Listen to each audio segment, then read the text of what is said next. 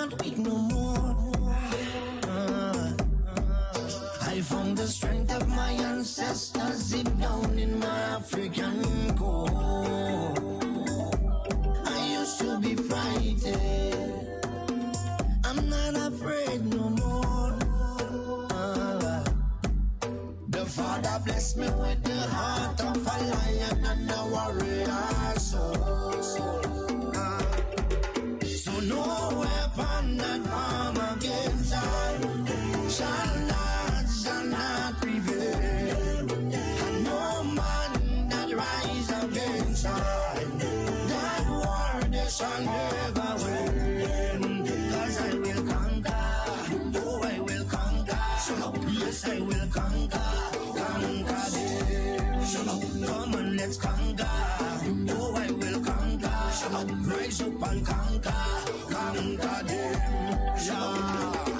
Tell them no retreat, no surrender. I shall fight till the end of days. I was born as a Makai warrior, and the Almighty God my blade. Fire burn all Satan carrier. Father loose all shackles and chain. This morning first thing as I wake up, King David told Sam to the brain. Don't let your courage go down, keep it up. And if your heart rip up and stitch it up, don't let your faith them fall, pick it up. When my cup was empty, God fill it up. Don't take the devil contract, rip it up. And if your bad mind people to go meet it up, pass me the Congo drum and let me beat it up. God on my side, me no give it up. So no weapon that form against I shall not prevail. And no man that rise against I, that war they shall never win. Cause I will conquer, oh I will conquer, yes I will conquer them. Come on, let's conquer, oh I will conquer, rise up and conquer them. Thank you, Father. I want to say thank you, Lord. You are everything, Father. Thank you. Father, you alone shall guide me.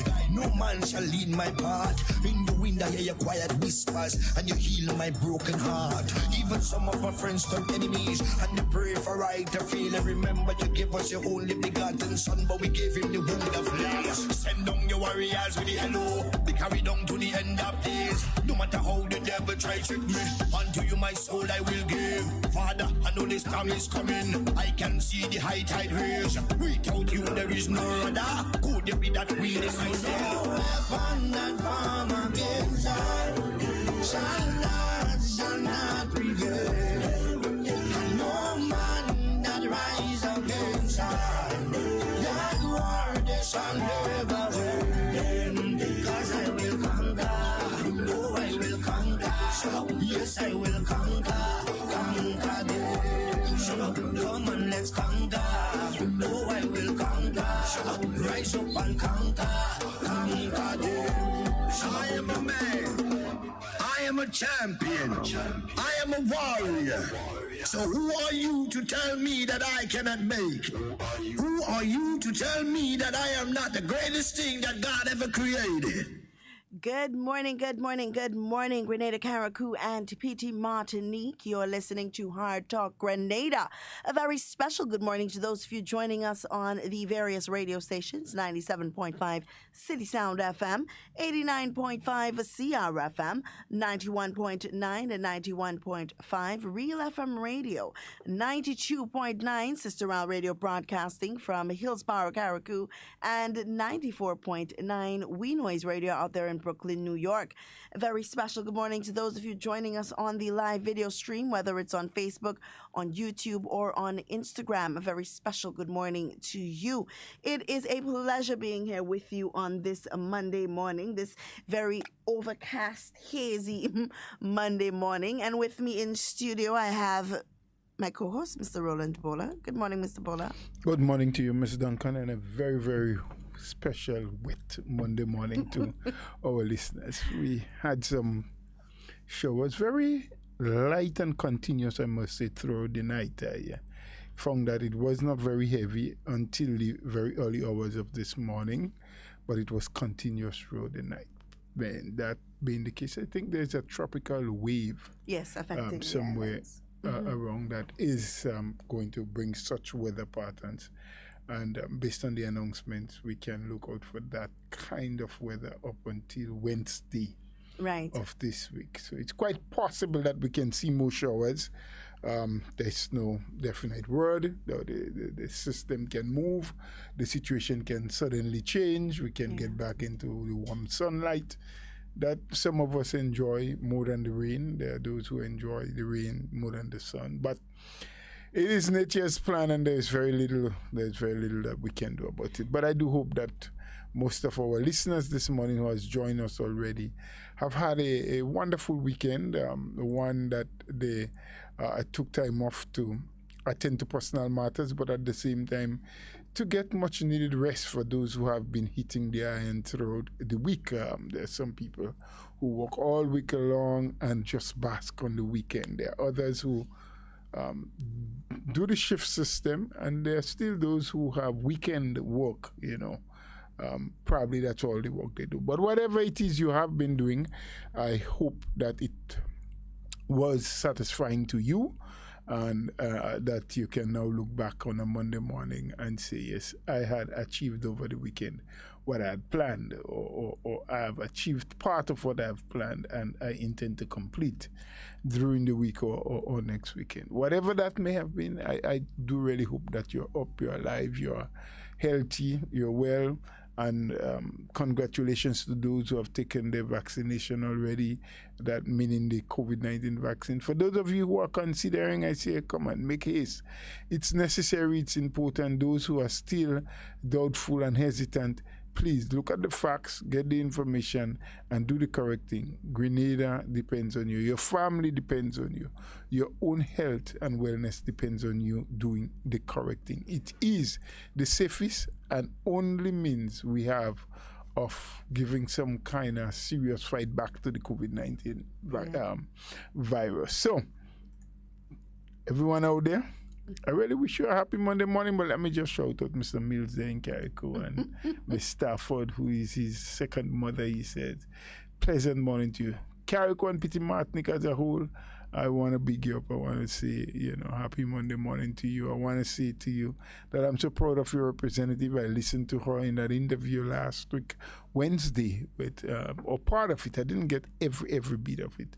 With RealFM, Mr. Andre Donald, and she was on point. As per usual, very good orator, a very capable communicator, and of course, she explained very well. I mean, Carriacou has been doing exceedingly well as it relates to governmental projects and so several things in health, in education, road construction, housing repairs, housing construction, even with the Chinese. Yes. You talk about it, you name it, they have it. And kudos to you, all of you, the lovely people of Carriacou and Petit Martinique. Back home here, I want to shout out all my good friends there in Carriacou. I always want to shout out my Carriacou fans, because I love all of the people. I know most of them, not all of them, who works with Carriacou.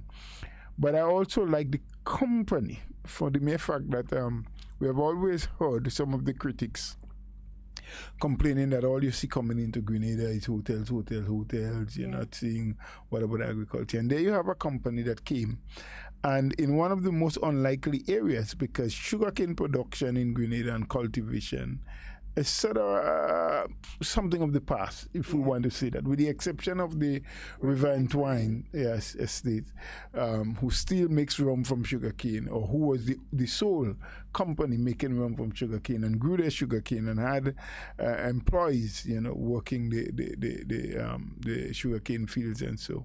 No one else seemed to be bothering that much with sugarcane. There may have been a couple people, farmers, so to speak, with very, very small plots, because what you also have, and we've seen in recent time developed in that industry, are people who have their little processing or grinding facility and squeezing the juice. So cane juice, in its natural state, has become somewhat of a delicacy, if you want to call it so, or a beverage, probably, if it is classified as that, I don't know.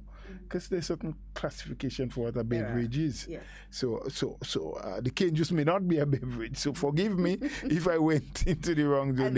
And a sought after drink. Let's just call it a drink. A drink, a healthy drink, I believe it is. So outside of that, you did not have much production of sugarcane. But there you had Renegade Spirits, Carriacou, as the local company has been registered as, but which is a subsidiary of a much larger company, international company known as Renegade Spirits, deciding that they would produce rum in Grenada for export market. Mind you though, at the time when Carriacou came into Grenada and was in search of lands and so on, came with the idea for that project, I was then the Minister for Agriculture. And so we had extensive discussions very early, but I always have to remember former parliamentary representative for the south of the island, and at the time Minister for, was she still in tourism or I'm not sure exactly what portfolio. Yeah, what portfolio she was holding at the time, but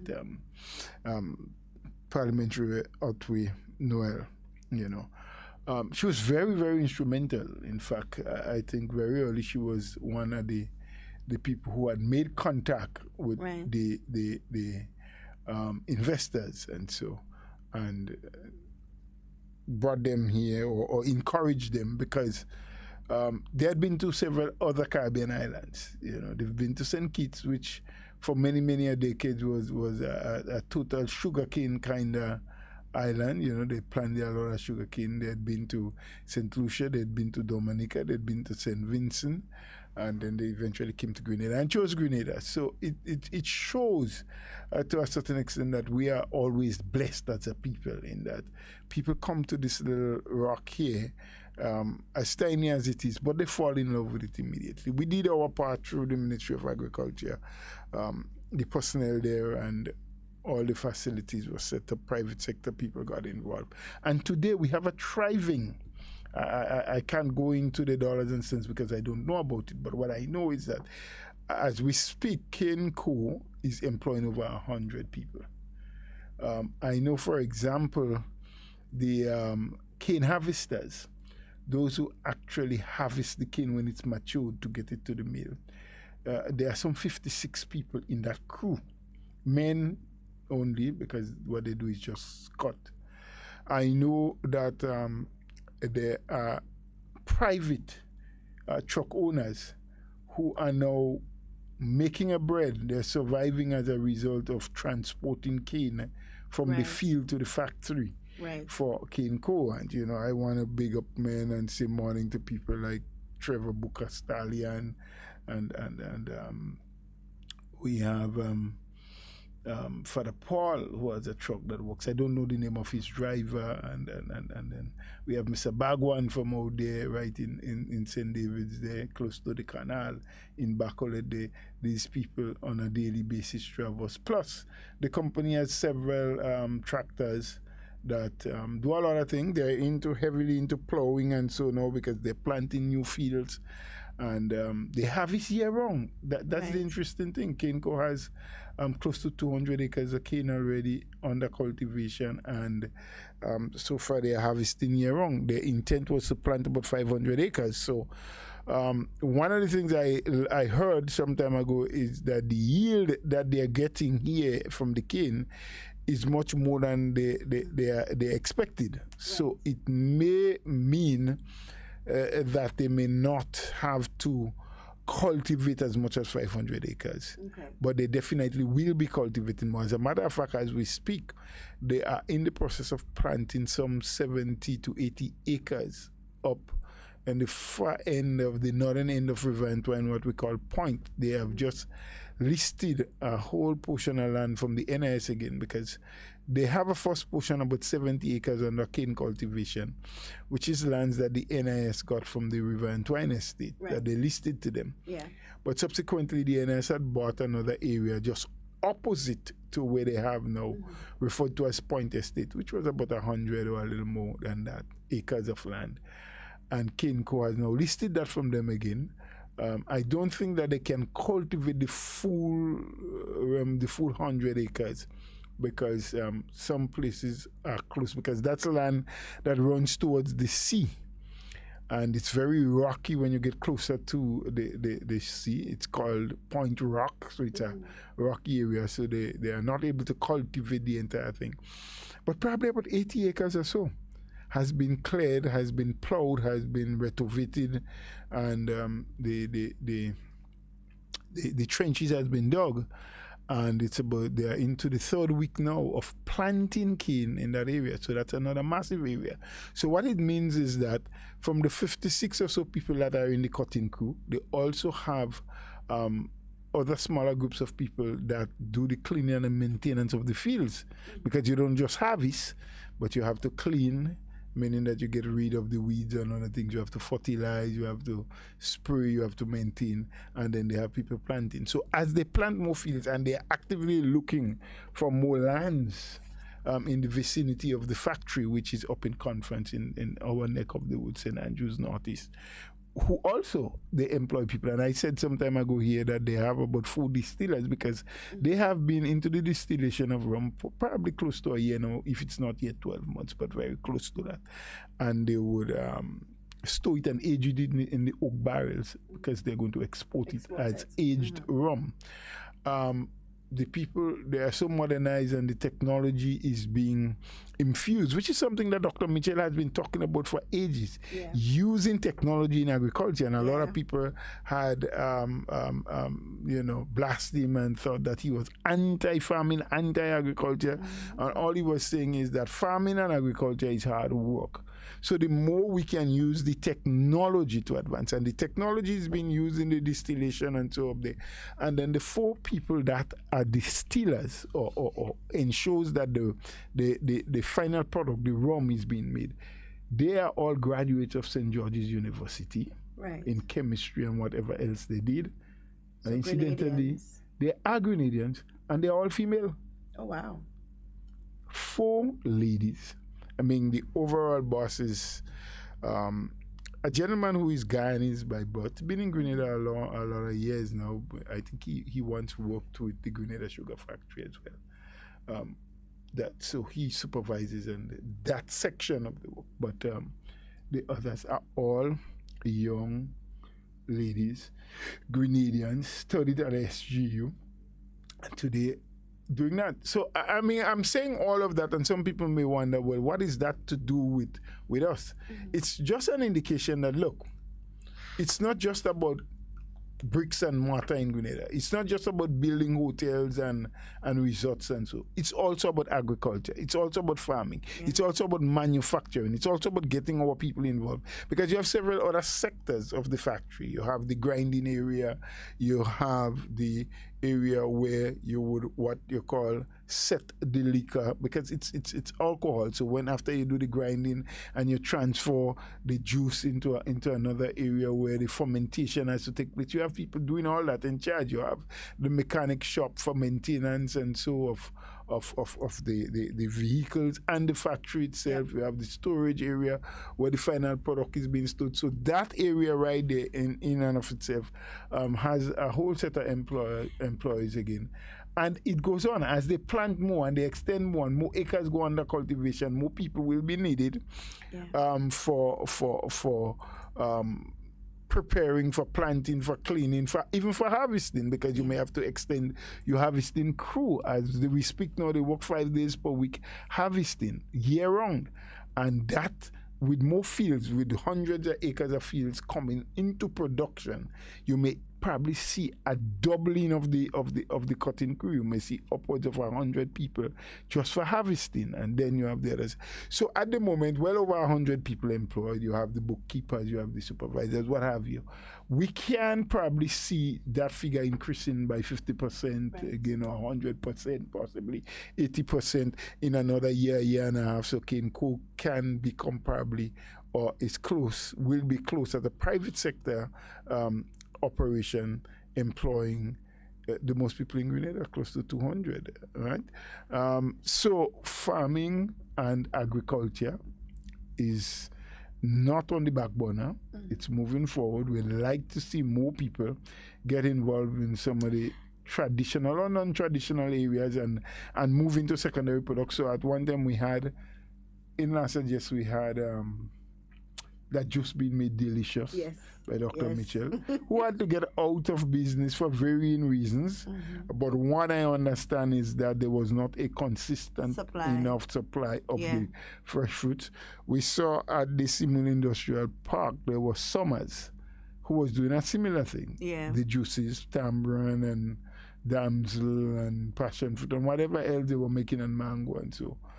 I don't hear much of them these days. I don't see them around. I don't know if they're still in operation. But something tells me that they have gone out of operations. And if so, we need to know why. Is it again because of shortage or so? We have Barron's, who also operates out of the Simon Industrial Park. And they are into hot pepper and, different kinds of seasoning and so on. Even turmeric and what have you. But my understanding is that Barron's is importing paper all the way from India because there is not a consistency of supply. And even when there is always that issue of price. Right. What price they buy at for the hot peppers in Grenada. So therein lies opportunities. The Ministry of Agriculture must get in between to bridge that gap.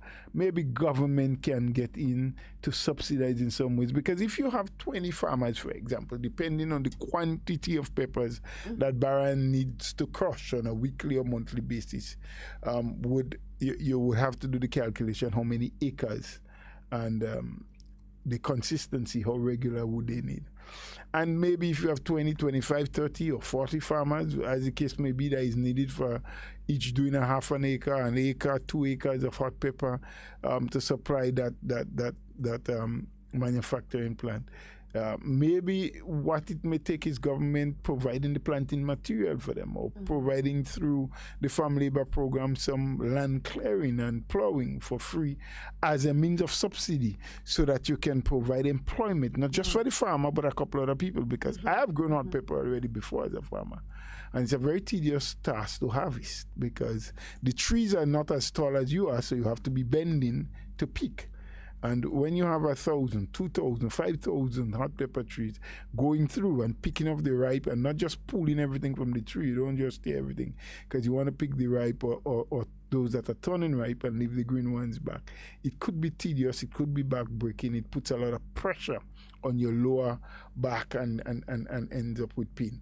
But it is, of course, a means of employment, so you can see another 100 people, 150 people.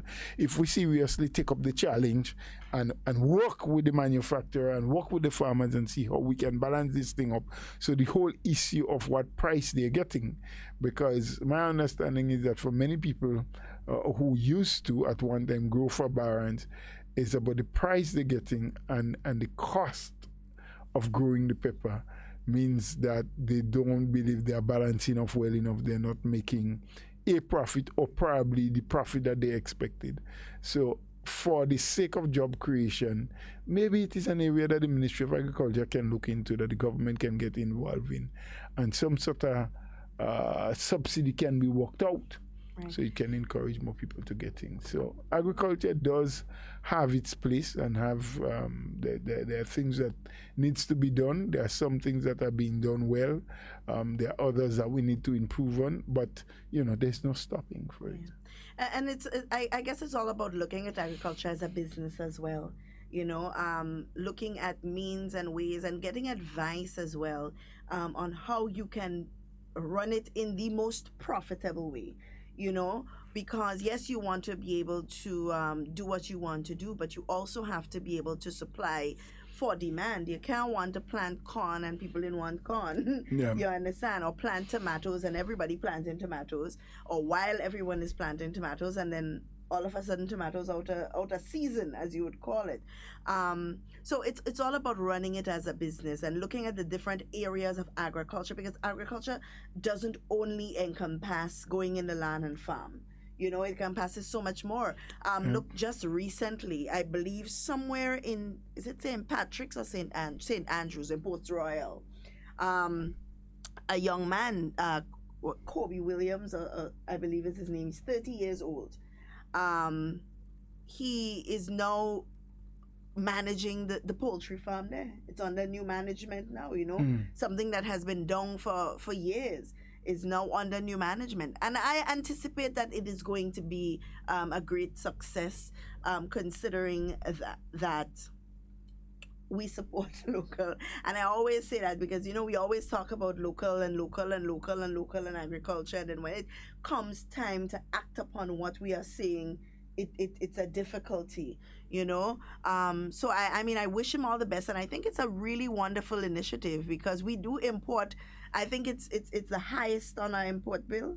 About $30 million worth of chicken per annum per year.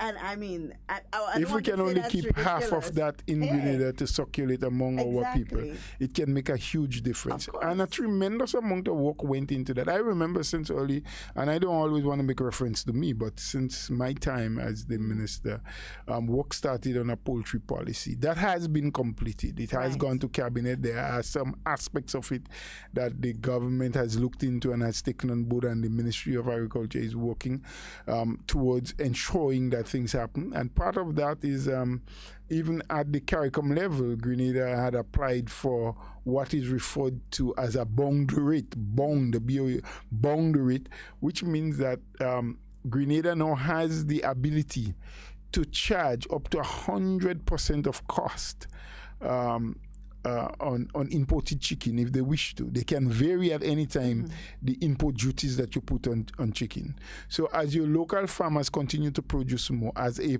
protectionist measure, the government does have that power to say, well, okay, we are charging 20% duties on imported chicken now, but to make our locally grown chicken more competitive in terms of price, because there's no way, when you look at all of the factors, that local production of chicken would ever be able to work out at the price that the imported chicken can come in. Because we're dealing with economies of scale. Economies of scale. These foreign people have seriously large farms.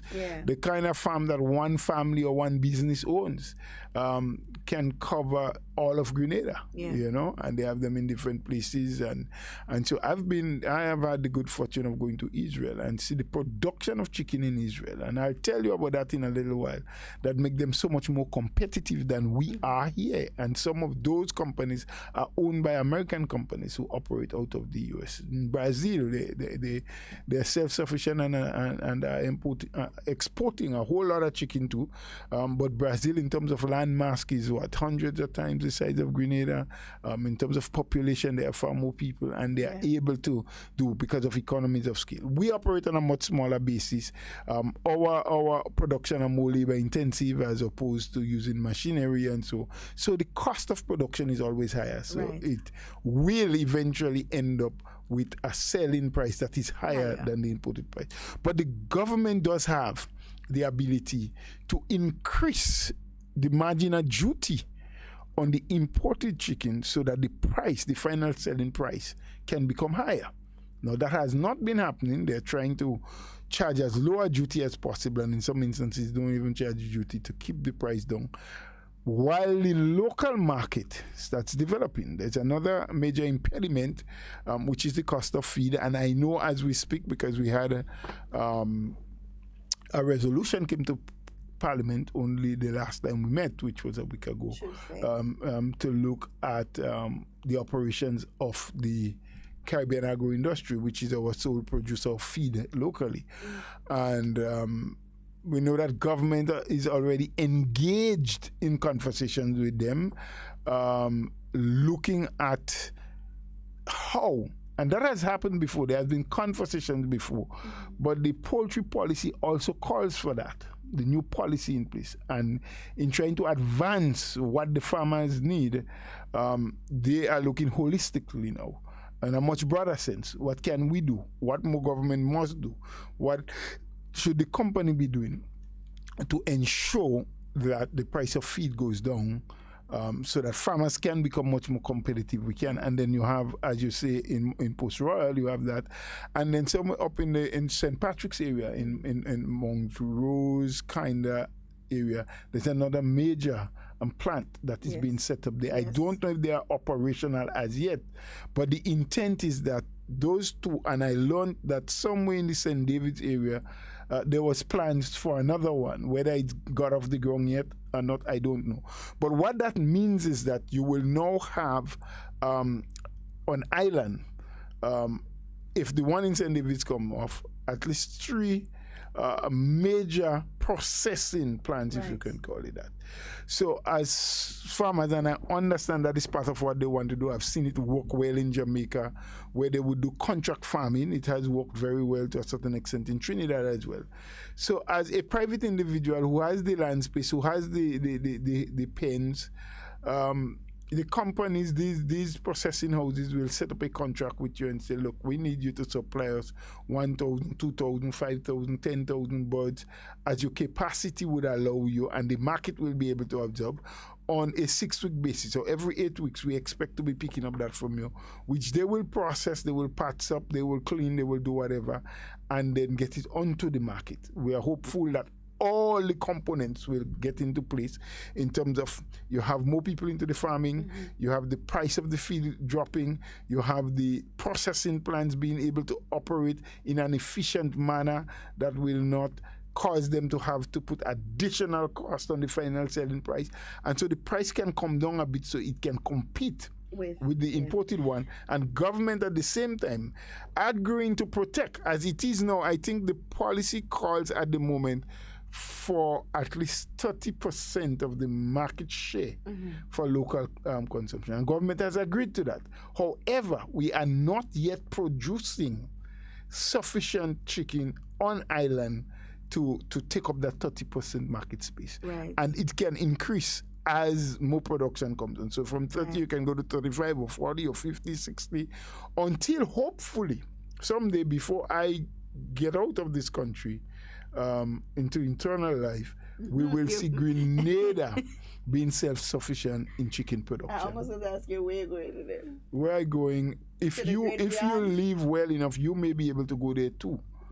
But I can't give you any guarantee. It is not my place to give guarantee that you will get there. Yeah, I know COVID has done a number on development in terms of agriculture, in terms of what persons were planning to do and so on, and the expansion in a lot of these, because the same processing plant that you're speaking about for poultry in St. Patrick would have worked nice in collaboration with what Kobe was doing in St. Andrew as well. But, you know, we just hope that we can get back to some kind of place where we can see some sense of normalcy so people can get some of the projects that they had off the ground.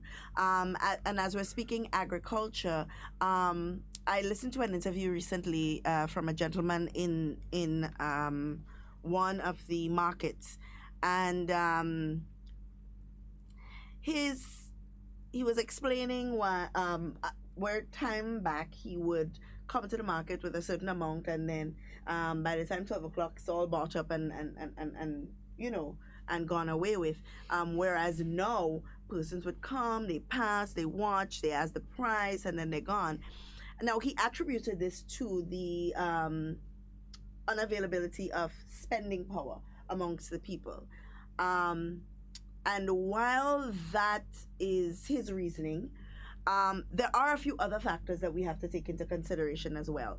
Persons are no longer consuming a lot of local produce. So, for example, you may go to buy some fast food for lunch, or you may go into one of those fast food places to buy some food for lunch, and you see you eating things like pie and baked chicken and like a cuckoo, you know. Maybe you might take a little salad with it, but when you get a salad, you get something that has you know, those vegetable blends that you'd buy in the supermarket in the packet. Well, I don't buy, so well, I don't not know. You, because I know you do your thing for yourself, but you would see a lot of those things. So I don't think really it's an unavailability of spending power. We know that we have a taste for more foreign things, but we also like to spend our monies on things that we see as cheaper. the supermarket would obviously have things at a cheaper rate because they are on a level of economies of scale. They are able to sell things at a cheaper rate because they know more people are buying from them. Now, if you have more people supporting local, more people buying local produce, more demand for local produce, then you would very much see that the prices of these things can decrease. It's the same as with the chicken. You know, when there's a more of a demand for it locally, then the price can be reduced because we're dealing with economies of scale. But, you know, we don't really like the local stuff, eh? A lot of us. We talk about it, but we don't really like it. Well, I'm not too sure that I agree with you 100%. You spoke a lot of things there that are factual, but in and among the facts, there are some things that was a little muffled. In that, Tell me.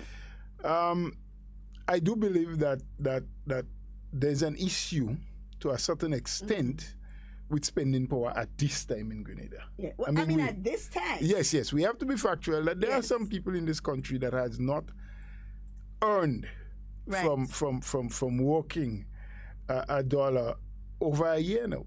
They have been home from the time the pandemic started and we went on the lockdown, and they still are. So people who are in those categories, especially those in the tourism sector, definitely has an issue with spending power, or most of them should. There are some that are fortunate enough that they may have relatives, friends, or what have you, who are abroad and can send them a little thing through Western Union and so to keep them going, or they may have more than one breadwinner, as we call it, in the household, and maybe the father is still working, or there are children that are of working age that are still employed, and so they can help support the home. But you have some who have lost totally the means of it. So that's one. Two, farming in general in Grenada is done mainly as a part-time thing. There are some people who do it as the means of livelihood every day. They are in the land, they do it, you know, and we always would use somebody like BJ, Bertrand John, up there in the north, who farms on large expanse of land and, you know, is serious. That's what he does every day, you know. So he talks about, you know, 20 or 30 acres of soursop, and, you know, when he's planting watermelons, he tell you that he planted an acre of watermelon this week, and, you know, massive. I've never been to this gentleman farm in St. David's, but I've always heard of him. He's a constant in the news. Once you talk agriculture and farming, you talk about Joy. I can't remember the surname now. Whatever the surname is. But from the St. David's, I think he farms somewhere in Latsajes. You know, these people. You even have former Senator Cloud, who is, you know, these names are synonymous with farming, and these are people who serious. And there are several others. I don't want to start going down into the registry of who is a big farmer and who is not, because there's always the possibility of you leaving someone out and they feel slighted. So that's not what I'm doing. I just mentioned a few names to say. So you need more of that. You also have another factor that you have to look at closely, that the ministry started some time ago during the tenure of Minister Ben Horsford, this backyard gardening thing. They were making available some of the items that people need, you know, things like water tanks, what have you. I don't know how far it got, but if people took that up, and I'm able to plant 6 tomato trees and a dozen of cabbage and my seasoning, and so it means that I do not have a need to further purchase. So it's a combination of a lot of things for that vendor. So it is reduction in spending power for some people. It is some people now doing, and the fact that some people are not gainfully employed on a daily basis gives them more time to plan for themselves. Maybe not a large quantity enough to be a vendor themselves, but to be self-sufficient. So they no longer need. So that's why I tell you, spoke some facts, but not everything I agree with. So you have more people planting, I believe, because they have more time on their hand. COVID has created that for us, the spending power. You also have some people who just don't get a little fed up with us as farmers, because this week you find lovely tomatoes of highest quality that, you know, you don't mind paying a $5 or whatever per pound. And 2 weeks down the road, you start to see some little scrawny thing like the sunburn and this, and they still want $5, right? And you feel, but why is that? What? I mean, look at the variance from what I got last week or what I got from this farmer compared to this one.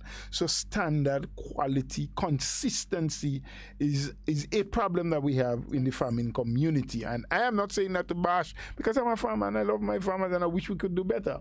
And I on this very program and on other programs, I've chastised the Ministry of Agriculture already, even though I have served in that ministry as a minister. I've chastised the way in which we operate as a ministry, and I believe a lot is done.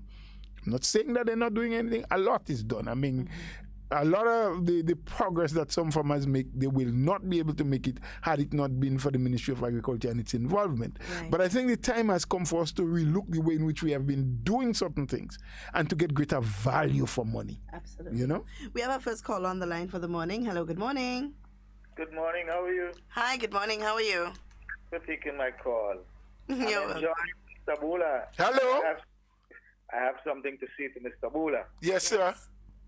I'm a farmer. Yes, sir. I should say I was a farmer because I lost a leg and I can't go into the land. Oh, unfortunate. Yes. Yes. But let me say, when I was only 4 years old, yes, my father operated on 3 acres of land. Mm-hmm. He opened up a hole when I was only 4 years old and gave me a nutmeg tree to plant. And unfortunately, he died when I was 6 years. Mm. That nutmeg tree is still standing. And still bearing. Unfortunately, I used to sell over 2,000 pounds of nutmeg per annum on 3 acres of land. Mm-hmm. What happened? Ivan passed and destroyed over 95%. So I only now have about 12 nutmeg trees on the land. Mm-hmm. I cannot get one seed of nutmeg. Well, make it worse, as I say, I have one leg, so I can't go. You're right. But I would send people there, and they would come back empty-handed. Mm-hmm. What they would say to me is, the nutmeg mace is on the ground, no pod, no nutmeg. Mm. Pretty Alasini is a word, a fancy word. Yes. And now that you're back in the Senate, I would hope and wish that you could try to get some sort of a serious measure, law drafted for these nutmeg teeth and, well, all other teas in property. I mean, I'm enjoying your conversation on the idea of farming and whatnot, etc. You must have recognized my voice probably because we know each other. Yes. I am thinking that I know who. I'm thinking that I know. I'm on a phone, I can't stay long. Right, good.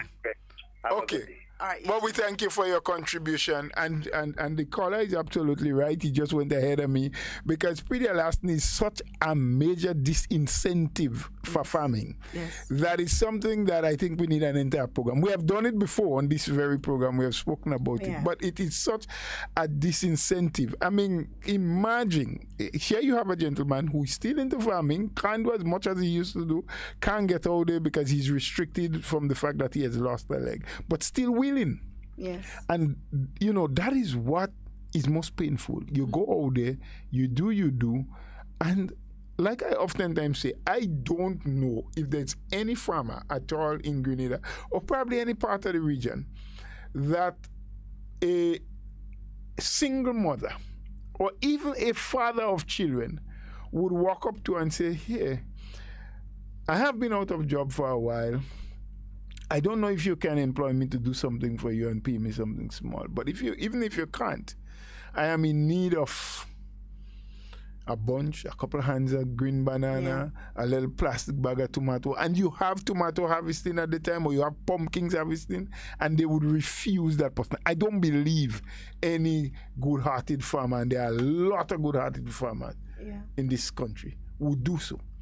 But what is most painful is when you labor, you invest time, you invest money, you pay people to work for you, and just at the time when you should be reaping your rewards, getting some sort of reward, or not even reward, compensation for your labor, because I believe a reward is something you get for not putting in much labor, but for assisting somebody to find something or to get they give a reward. But I believe when you work so hard, you are now getting compensation. You are being compensated for your efforts, for your time, for your money. And someone else who did nothing just step in and they harvest everything. Yeah? Or they harvest most of it. And what they didn't harvest, sometimes they are so spiteful that they turn around and they destroy. Yeah. Well, the Commissioner of Police was just making mention of that on Friday. When do we have that press conference? That press conference. On Friday, where he said that one of the biggest problems that they are having is that they are stealing from their peers. Oh, well, that's farmers stealing from farmers, which has been something from ages. But, you know, as the gentleman brought it up, I just wanted to touch on it. But the issue of pretty Alasni, whether it's farmers stealing from farmers, people stealing from farmers and selling to vendors, I mean, he asked about in the Senate pushing law. The law is in place, you know. There's the Pretty Alasni Act of, I think, 2015 or sometime there. It was amended. I think it was amended in 2015 to include some things that weren't in it before and to stiffen the penalties and so it's there. It's about enforcement. That is what needs to happen. It's about enforcement. It's about putting the necessary structures that will create that unbreakable link between the Pretty Alasni Task Force, which is being manned by the Royal Grenada Police Force, the farming community, and of course the vending community, because there is a correlation between Pretty Alasni, farmers, and vendors. Yeah. There are some vendors, and I'm not saying every vendor, there are some vendors, and we have evidence to prove so. There are some vendors that are in direct collaboration with some of the thieves. Yeah. They steal from farmers and they know that a market is there waiting for them. Why did they do that? Because these vendors know that at any point in time, whatever a particular commodity is being sold for on the market, when it is being stolen and brought to them stolen items, they get it for half the price, 50% less. Yeah. And they go out there and they still sell it at market price in the market. So they double whatever their income is. Yeah. With absolutely no care or concern for that person or persons who have done all of the labor, all of the hard work, and the blood, sweat, and tears is just taken away from them like that. So the issue of Pretty Alasni, no doubt, is one of the greatest disincentive. I recall a report some years ago that I read, which was a regional report that spoke to the fact that through Pretty Alasni, the farming community lose between 25 and 30% of their produce, you know? So when you lose that to Pretty Alasni, you're already down to 70%. You have a whole set of losses again coming from transportation, post-harvesting issues, and, you know, invasive species of pests and diseases. Yeah. So there's a lot that was go through. But I think we were trying to focus this morning on the positive side of agriculture. Yeah. Right? Not that there aren't negatives, not that there aren't a lot of setbacks, not that people don't lose money and that you don't labor and don't get your results. All of that are there.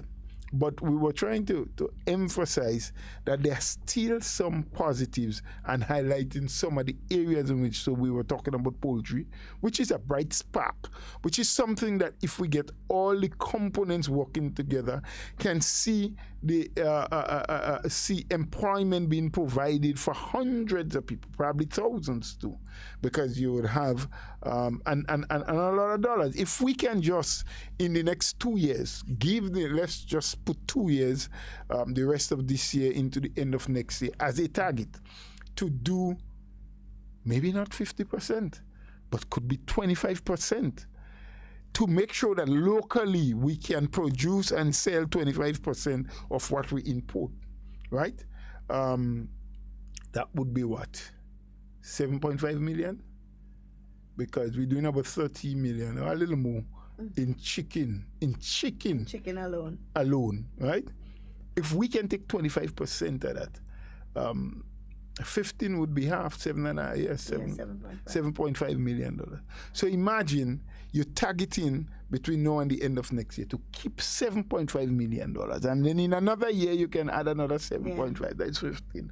So in 5 years from now, if we do things properly, if we look at what the policy called for, and of course, as time goes by and changes are being made regionally, locally, internationally, you may have to tweak certain things in the policy because all things don't remain the same and remain constant.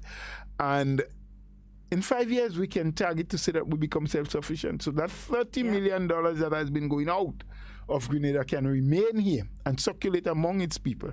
10 million of that goes to feed, 10 million of that goes to payment of wages and salaries for different things. 5 million for infrastructure, why did I say infrastructure? Utilities, that's what I want to use. Water, electricity, we can use solar. And how much would remain now? So I said 10 and 10, 20 and 5. Only 5 for the farmers now. We need the farmers need all them. Well, that 5 million would be profits anyway. Profits. Yeah. Just speaking out loud. I'm laughing. No.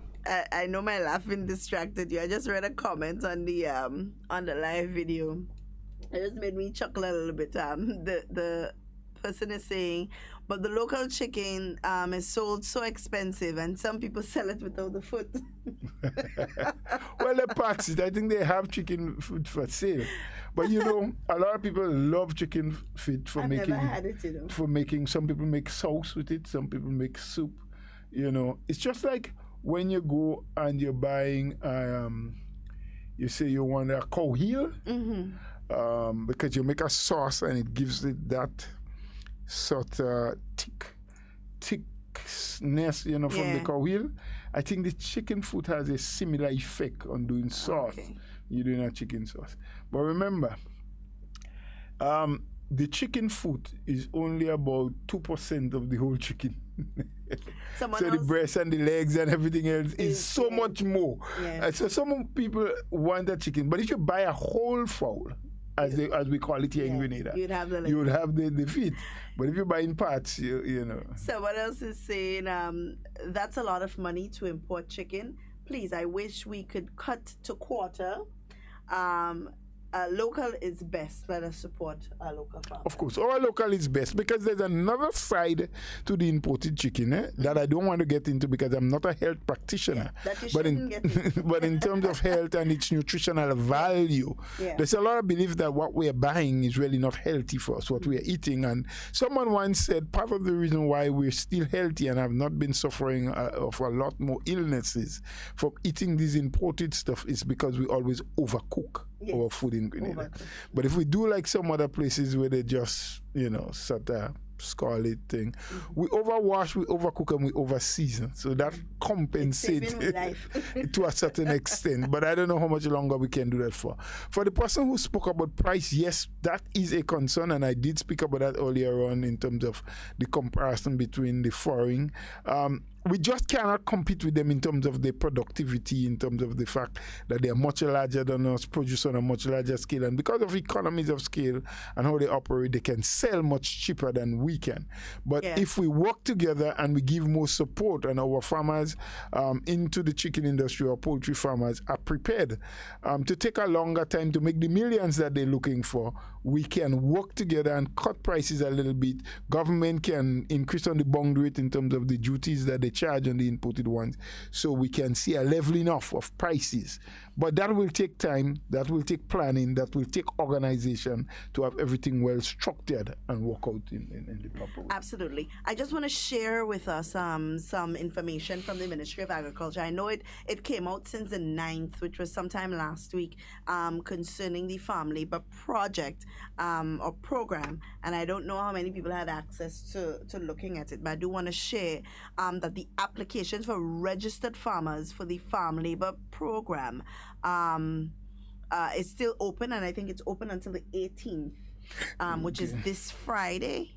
Yes, this Friday is Right, it closes. And of course, the components, there are components that of course, you have to qualify for in order to access the family. But the program has the following components: tree crop rehabilitation and maintenance, tree crop establishment, support to the livestock sector. And I know that in the plan that the Minister of Agriculture has for that year, that 1 year period of building the agriculture sector, I know recently he visited with a what did I call him, goat farmer? Well, if he's a good farmer, he's a livestock farmer. A livestock farmer. Who farms goat?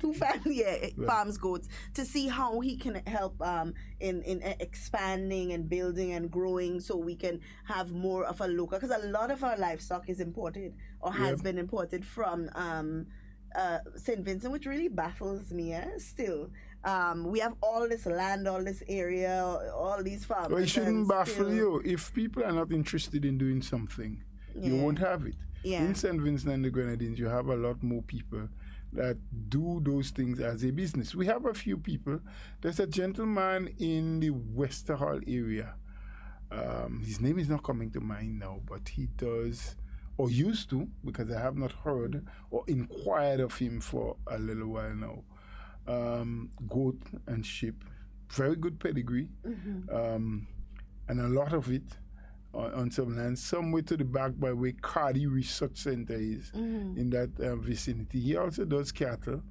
And you have a couple of other people. What we need is greater support for them. And sometimes when you say support, there are a lot of people who think that support means putting money in someone's hand. Yeah. You know, so I'm a cattle farmer, I'm a goat farmer,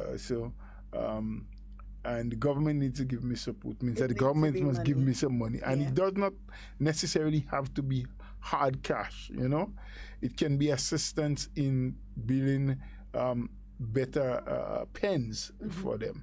It can be assistance in the techniques, new techniques of how I can grow better. It may be assistance in fencing some pastures. Yeah. So, you know, I can, when I get them out of the pen in the morning, I have pasture areas that is sectioned out. So I can put them. I may want to put mothers that are breeding mothers in one pen as compared to rams or the males in a different section of the pasture. So you may need assistance to sectionize that. So there are a lot of ways. You may need more probably you need regular visits or you need the ministry personnel to visit you regularly or more often than they are doing. You know, you may need assistance to I don't know if that's the correct word. There may be a scientific word for it that I've never looked up. What? Castrate, the removal of the testicles of castration. Castration, yes. So you may need assistance in that, because growing up as a little boy in the village, what we knew about being castrated is pigs. That they do that to pigs, but it can also be done to other ruminants like goats and sheep and so on. When you do that to them very young, they oftentimes put on a lot more flesh. They concentrate on eating more, because then they have no venom left in them to want to worry about the other sex. Right. You know? They worry more about eating, fattening themselves, so you get more meat per animal. Right. Yeah? So maybe that, again, is a way of assisting and introducing to the thing. You have breeders that you keep, and you can't remove the testicles if you want them to be breeders, because that's an important part of the whole breeding process. Without testicles, anyway, that's for human biology, not for me to be saying on radio. Next thing, I use a wrong word or say the wrong thing, and I could be sued. You know, people. I'm very cognizant of that. Yeah? I realize. Now, there are some conditions, Mr. Bola, for the farm labor program. The beneficiaries, which would be the farmers, they must be registered as a farmer and be in good standing. So not because you're holding a card mean you're holding a card. And let me just explain what good standing may mean there, and I hope that's what the ministry. You have a lot of people that are, or some people that are registered as farmers, have the farmer's ID, because at the time when they got the ID, it was easy to ascertain that they had lands, maybe rented, maybe listed lands, and they were actively in farming. because we have a lot of what we call farmers in Grenada who are not landowners. Right. They rent or they lease, but they farm, and they are authentic farmers. You have situations that has developed where the lease arrangement has come to an end. It has expired. And they were not able to get those lands relisted to them because whoever the owners may decide that they're farming for themselves now, or they have some relative, or someone else that they have a preference with, whatever the case may be. Right. So you're now holding a farmer's ID, which you didn't get because you told a lie. You got it because you had and you was. And now you don't have lands, no more lands. But you still have your farmer's ID. And you can flash your farmer's ID. So that is also an issue, and that's one of the conditionalities. And it is something that the ministry have to police much better. May be difficult, but they have to. Because if we are on top of our game and we are checking farmers as we should and knowing when that happens to a farmer, we would know. And we should call in the card until that farmer probably may be actively searching or in search of lands again to continue with what they've been doing, their profession.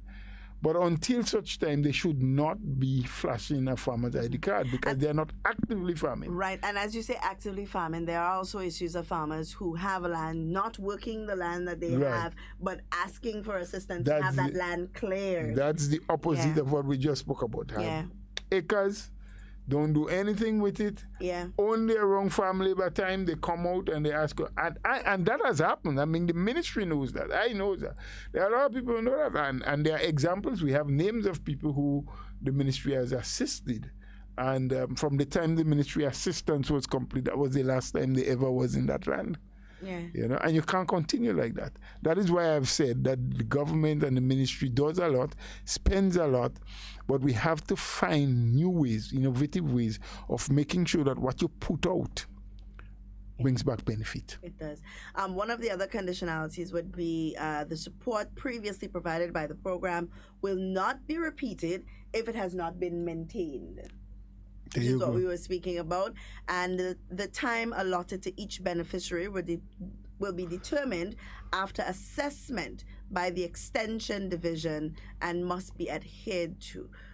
Plants must be purchased in advance for the establishment of new plots. Straightforward. Pretty much. Yep. Pretty much. Yeah, straightforward.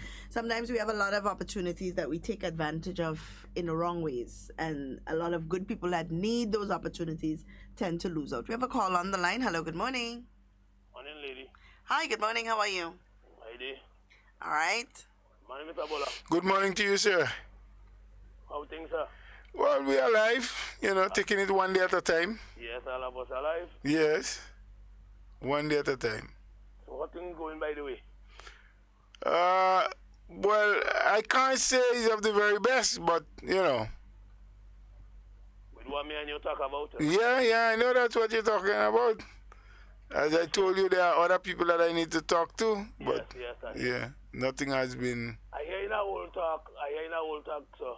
About the convention is sometime in October or somewhere there. Well, it's not old talk. We are actively planning to do our convention between the end of September or October. Well, again, but the format we have not completely decided on yet. Because you see, if our people, as we say, and I've said many times, vaccination is not just about a medical issue.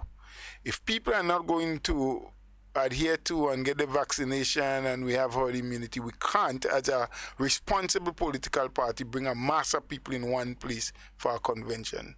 So we are looking at how do you do it? Do you have constituencies go to a place with 20 or 30 people? So you have 15 locations or maybe 16, and then you have the political leader and others in one place and you stream it live.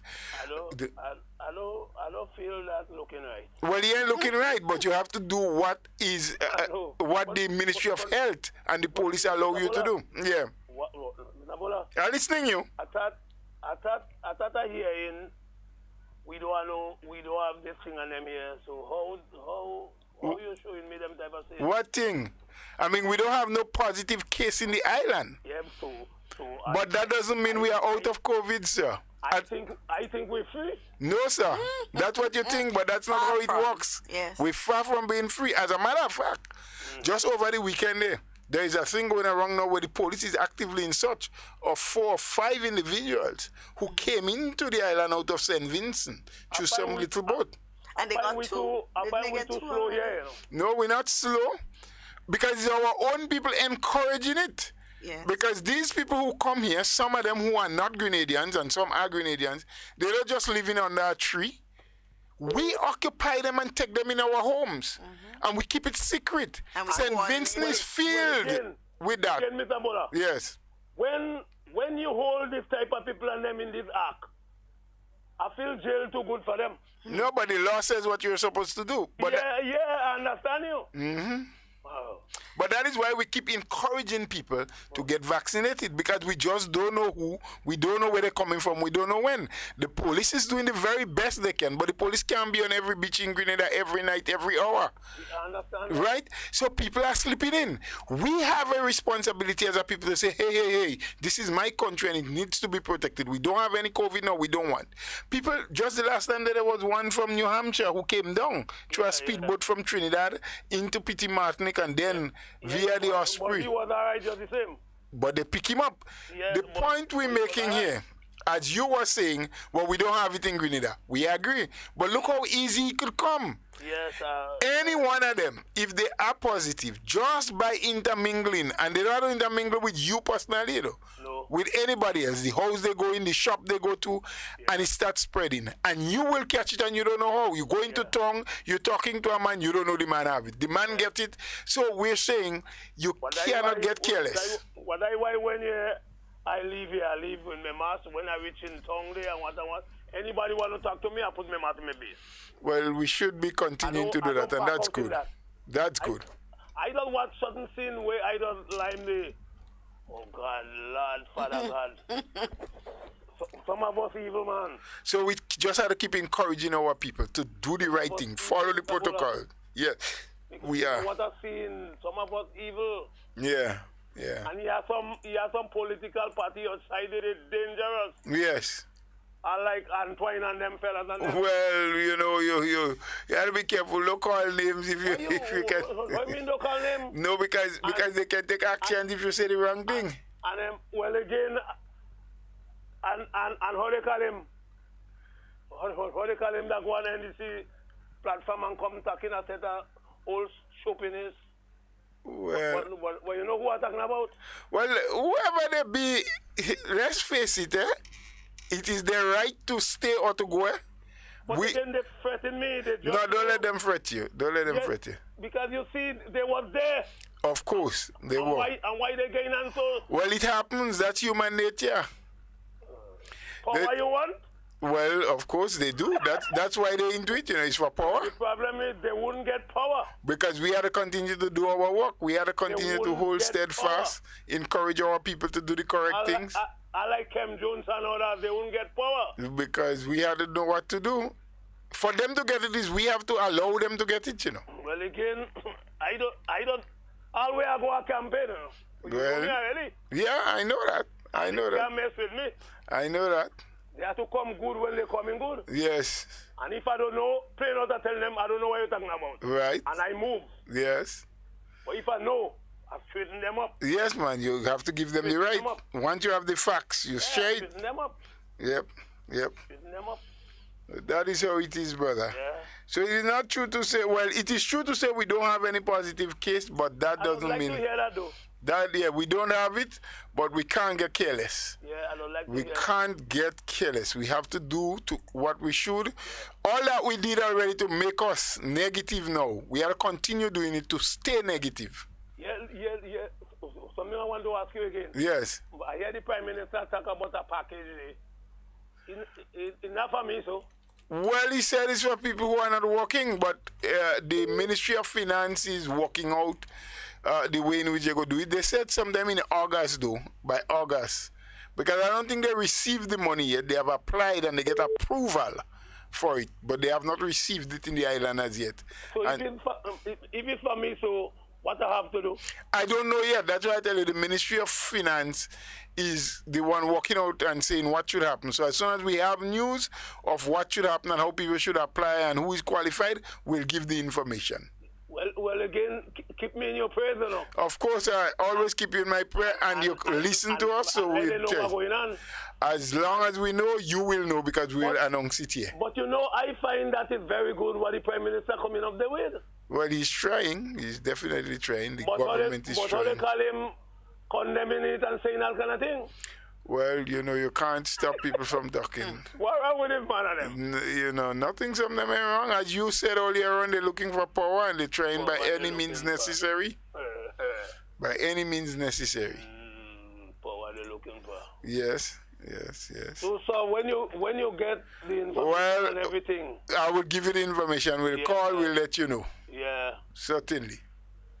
All right, my Are brother. you holding on? Hold on, take your time, be careful, continue to obey the protocols, and stay safe. Well, you know me already. Stay safe. Home I don't be, you know. Yes. It's only on a Friday, I don't take a trip in town, you know.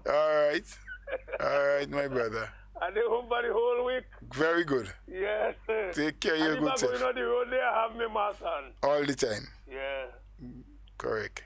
So all the best. All the best. Enjoy the rest of the day. Thank you. And the program about the agriculture with Peter David, he's trying his best. Yes, he's doing what he can as the minister, yes, with what is available to him. Trying his best. Yes. So all the best, eh? Take care now. Take care. You know, just before we start to run down for time, we have the Ministry of Health who has asked us to announce, and that is Vector control. the vector control environmental health, coming from the chief or the senior environmental health officer, Mr. James. Yeah. And they're announcing the areas for this week starting today, Monday, where they would be today, Monday, 14th of June, and they would start from 5 p.m. in the afternoon, and they would be in the area of the vendors market, including the Radisson area, that's there in Grandans, towards the beach area. So everyone in that area take note. The Ministry of Health, their environmental wardens and officers will be out there doing the necessary spraying and so for the mosquitoes, especially the Egypti, Aedes aegypti, the fogging. So today they are in the vendors market area, including the environs of the Radisson. Tomorrow, Tuesday 15th, they are in Montrouge and its environs, including Carriacou, that's where by the Carriacou Hotel and so on. They start at 5 again. On Wednesday, God's willing, the 16th of June, they will be in Dabo and the environs. So people of Dabo from Wednesday, you can look out. The fogging team from the Ministry of Health will be there. And on Thursday, around the National Stadium, including River Road. Right. That's there would be. So Thursday, National Stadium and its environs, River Road, that kind of area, fogging team there. Wednesday, the 16th, they'll be in Dabo and the environments. Tuesday, they are in Montrouge, including Carriacou area. And Monday, which is today, they are by the vendors market and the Radisson area down there in Grandans. Important, while we talk about COVID, while we talk about farming, while we talk about providing for ourselves and showing that we are self-sufficient and food secure, we have to remember that there are other issues that we also have to be concerned about. And of course, dengue and the Aedes aegypti mosquito and so are issues that we need to constantly. But then we also have to take into consideration as well, Mr. Bola, that we are in a season where we expect a lot of rain. So we have to look at our surroundings, look at our environment, and see if there are any areas that is susceptible for storing water or still water, you know, so that we can make sure that that is taken care of. We don't have any breeding grounds for mosquitoes, because, I mean, it's very funny sometimes. You'd hear people say, "Oh well, why they ain't come and fog out? Why ministry ain't come and clean up?" But it's you to clean up your surroundings. Sometimes it takes something as small as just an empty bottle. Yep. To get a little water. Yep. For those mosquito larvae to just, you know. They would lay in leaves. If you have some leaves that are of the size and can contain water that becomes stagnant, they will do that. Yeah. So we have a great responsibility to ensure that we look at our surroundings. What is it that I have around here? Some of us have drums and so that we collect water in, and it's for usefulness. Wash down your yard, bathe your pets, and so you use, rather than using treated pipe-borne water that costs millions to do so. But sometimes we don't cover them. We don't have them covered, so these mosquitoes get an opportunity to lay and the larvae develop in the water. So we contribute, sometimes unconsciously so.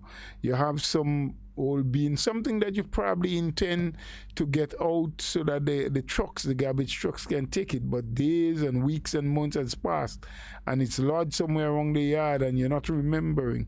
We need to open up our eyes and see and move all of these things, because you cannot allow them to stay there and accumulate and gather water and store water, because you're providing breeding grounds for the mosquito. Yeah, so we have to be very cognizant of that. And of course, for the individuals who have respiratory conditions, as they always say, the announcement has been given, the dates have been given. You can inform the people or the ministry of your condition, or you can try and get yourself out of the area so that you're not affected by what they're doing. We have another call on the line. Duncan. Hi, good morning. Good morning, Mr. Bola. Good morning, Miss Carmi. How are you doing? How was Very your well. weekend? The weekend was blessed, Right. thank God. Mine was all right. Thank God for the Good. bit of life. Yes. I just want to thank you all. I got the toilet now. Okay, great. Put on the toilet. Great. If I did not cry out, Yes. Mr. Bola, we Yes. would have get it. Yes. You understand? So Yes. they bring one temporary here. Uh-huh. So Lovely. the public will get to use until they fix the one they have. Repair the one So I that want need to thank repairs. you all for all your media. Thank you very much. You're welcome. You You're welcome. understand? You're welcome. Yes. Great. I want to thank them again, Yes. and that's the thing they have to do. Yes. You know, they have to think about the people. And we have to pay a dollar when we go to the washroom, you know. Yes. When you have tenants, you have to look out for your tenants. Of course. I don't understand the people. Of course. And you have a good day, and thank you very much. You be good and take care, and God Yes, bless get you. it done. Hope you get enough sale today. Yeah, bye-bye. Bye-bye. right. So there you have it. Again, we must commend the people of the Port Authority. Last week we had a call from Ms. Carmi talking about the unavailability of the toilets at the bus terminals because something went wrong, and so on. We appealed to them that they did make some arrangements, though. We can't say nothing happened. They did make some arrangements, but the place where the arrangement was made is, a great distance away, and it was of a concern that, you have to leave the terminus to go that far as a vendor or what you're doing there, you're paying rent, that it should be provided. So we did appeal to the authorities that with immediate effect they should bring in portable toilets or probably seek to make arrangement with facilities that are much closer. To. So she's now saying thanks for using this medium that they had brought in, and so we say kudos to the Port Authority. I think are the ones that had the responsibility for management of the bus terminus, but to also remind them that they should get the repair people, as with soon as urgency, possible. yes, because that's what you want. You want the facility to be up and running, up and working, so that the general public or the users can have access to using it. We have a call on the line. Good morning, Mr. Mills. Oh, you know it's me. Good morning. Yeah. Good morning, Mr. Mills. How was Carriacou this morning? Very overcast. Very overcast, just like we are in Grenada. Yes. Hey, Daddy. Yes. Daddy. Who is he, Daddy? Maybe you. Not me for sure. Mr. Mills, good morning to you. Happy Monday morning to you. Same to you. How are you doing today, sir? Everything excuse. Yes. I make a bet on you one. You make a bet on me? Yes. I hope you win. A partner me and him. I tell him Mr. Bola coming up in Carriacou and you do passing by me. Yes. Mr. Bola, he said, look, you see this $20 here? Uh-huh. If Mr. Bola come up in Carriacou and he come by you, That yours? that's yours. That is small money you betting, man. He say if you want the next 20, look. Yeah. You have to win it. The man giving you that money because I must pass by you when I come in Carriacou. Yeah, so what to do? Take the man money, you could spend it because you show that is, according to my footprints, that tobacco well pressed. Yeah, well, I'm taking it, Take the money and spend it. Mr. Mills, once I land in Carriacou, Bola must come to you. Yes. So that man, I don't know why he betting you. The man want to give you money, I tell you. Yeah, is that what you want to do? Yeah, but he just don't want to come and tell you, Mr. Mills, hold that $40. He come tell you what he betting you. I said, don't come back and ask me for nothing, you know, but you can squeeze that press cassava away there. Yeah, so you don't get him back to nothing, man. But you know, say as press I have cassava. something to tell you, you know. Yeah? You remember you talk about sweet pepper there just now? Yeah. My mother used to go in town every Friday when my father get a little dollar. Mm-hmm.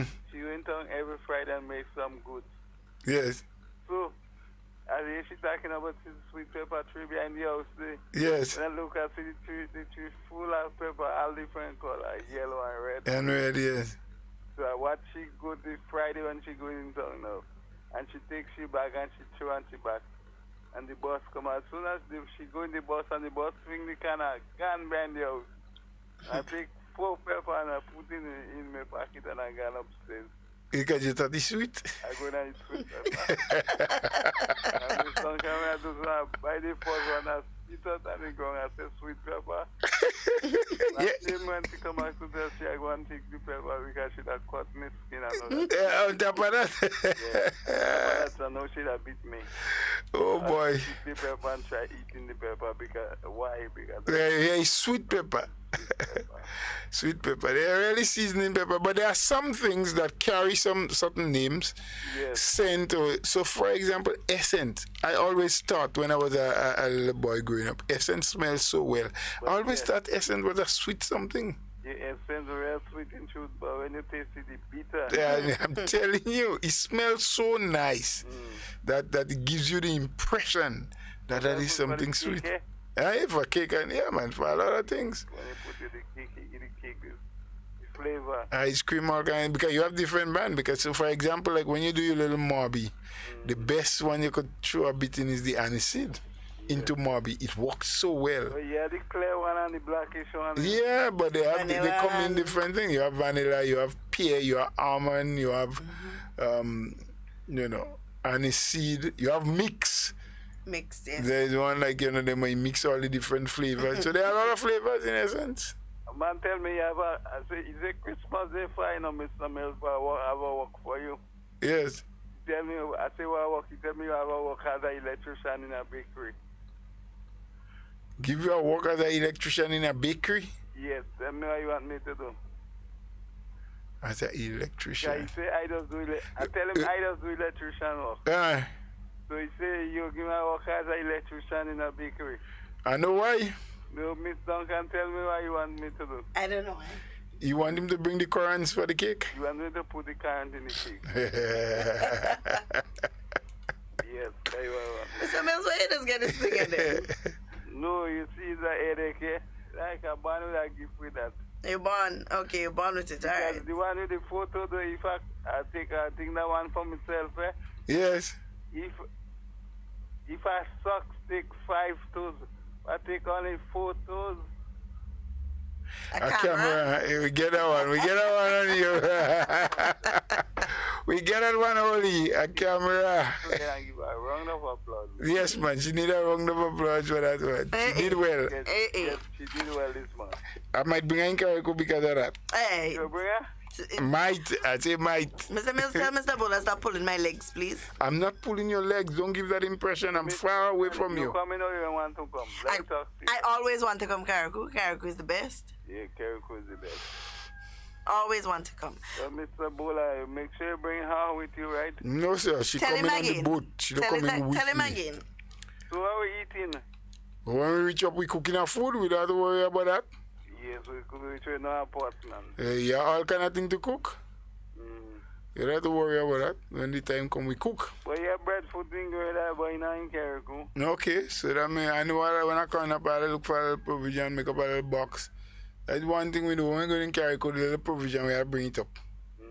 For that, because I ain't lying about I never see a breadfruit tree in Carriacou.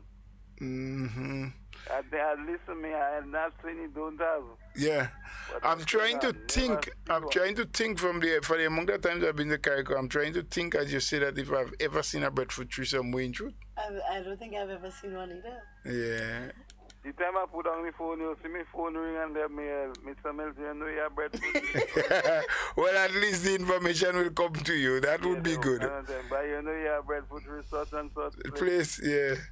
But I can't remember in my mind seeing one anywhere as well. And I mean, you live and born and grow in Carriacou, so. You born and grow, yeah. You, not me, you.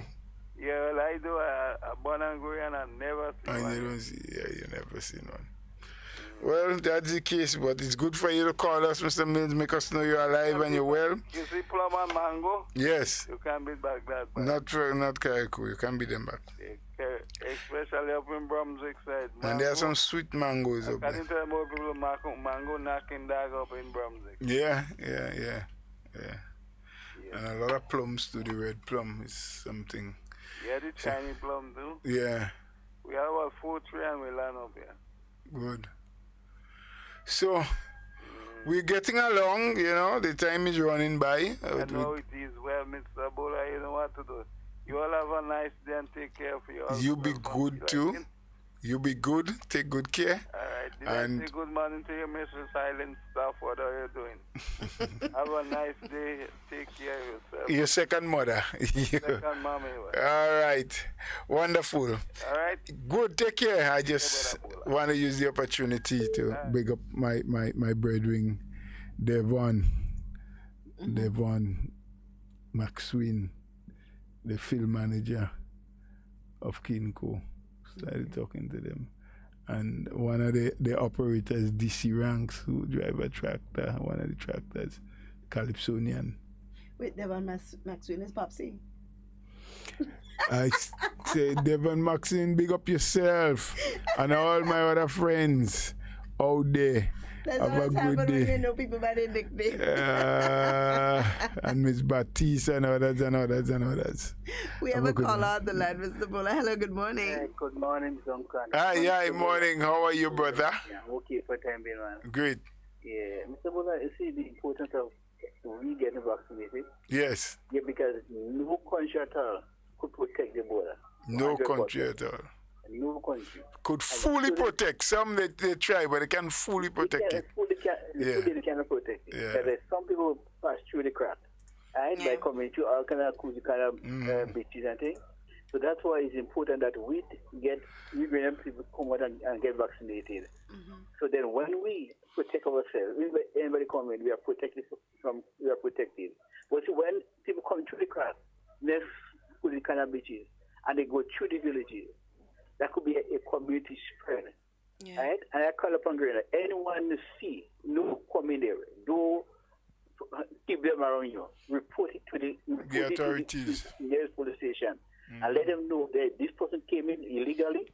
A Ukrainian, anyone, report it because they have to come through the right procedure. If they come through the right procedure, they will have to go quarantine. And if they do come through the right procedure, you don't know the positive or even negative, and they could affect our whole community, and that could be a whole spread again. That could be where it could spread right throughout the island. So I call upon Grenada, whenever you know anybody coming illegally, report it to the nearest police station and report. Or even the health center too, not just the police station, but the people in health would love to. Report it, right? Because you want to protect our nation. As much as we're calling for the country to open back, we have to do what is right. And do what is right, we have to protect our family, protect our loved one, and protect our community where we live. We put it to the COVID team, everyone that is responsible in protecting our nation. So, Ms. Duncan, Mr. Bola, you all have a wonderful day. God bless you. You have a God bless day too. Okay, take good care. Wonderful. Thank you for your contribution. Yeah, Mr. Bola, we have to do what we have to do. I mean, the argument and the talk about why this and why that and why such strict protocols and why we still under lockdown and all of these things, it will still continue to happen. The problem... But you have to answer the why. The why is for our own protection. The why is for our own protection. I think most people know the why, you know. They just feel that because, and as someone said earlier this week or last week, we have been thrown into a false sense of security. We have this notion, this mentality that because we are going on 4 weeks strong without a single case, not even imported, and that is something... that is notable, not even an imported case of COVID-19, that we are out of the woods entirely. We're not But at we all. can't be out of the woods when places like Iraq and these places are seeing spikes now. Even now, most countries are going through fourth waves and all kind of thing in COVID. So we have to be mindful of that. Hello, good morning. Good morning, Miss Duncan, Good morning. How are you? and good morning to Mr. Bowler. Good morning to you, sir. Mr. Bowler Sir. and Miss Duncan, listen to this. As a result of this pandemic and this world crisis, Grenada is in such a good place at this time. Do you know other countries are envying our status as we speak? Mm-hmm. We are aware. Mm-hmm. Right. The other point, the other point I want to raise here is that the detractors are once again losing. And I'm saying all of this to say that because Grenadians are getting vaccinated, and as I move around, there seems to be an urgency right now among the population in terms of getting vaccinated. But I find there is quite a few people who they are waiting there for the Cuban vaccine. They say once that touched down and it's approved, nobody could stop them. But I tell them we have to work with what we have. Of course. But listen, my most substantive point quickly, Mr. Bola and Miss Duncan. They realize we have a successful Thomas in St. Andrews Northwest. So they're planning to put a Thomas in St. Andrews Northwest now too. But let me tell them, no other Thomas, no other Alexander, no other McDonald can change the result. That is tobacco well pressed. Yes, man. But Mr. Bola and Miss Duncan, what surprises me the most is that not one single NDC supporter is willing to take a bet that they will not win a single seat in the next general election. Not one. But Mr. Bola and Miss Duncan, whilst I'm saying all of that, remember, the slogan for us remains the same, and that is, we can't sit down. We are taking nothing for granted, and complacency is not part of us. We're operating as if we don't have a single seat. Miss Duncan, they are not doing any work or any substantive work in St. Andrews North. So I don't know what result they expect to get.